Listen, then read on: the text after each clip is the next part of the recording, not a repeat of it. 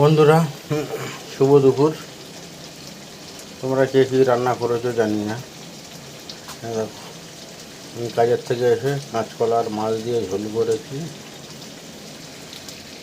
আর কুমড়ো, পুঁই শাক, আলু দিয়ে একটা ঘন্ট করছি। ভাত হয়ে গেছে, দেখো ভাত হয়ে গেছে।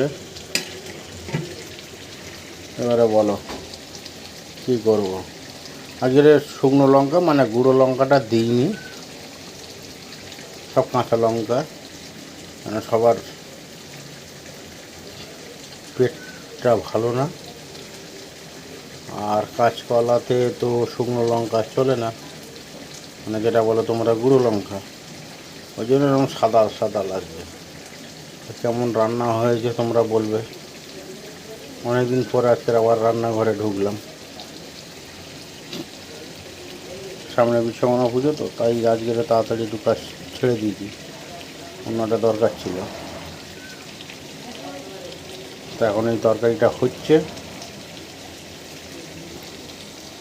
তোমরা কমেন্টে জানিও কীরকম হয়েছে।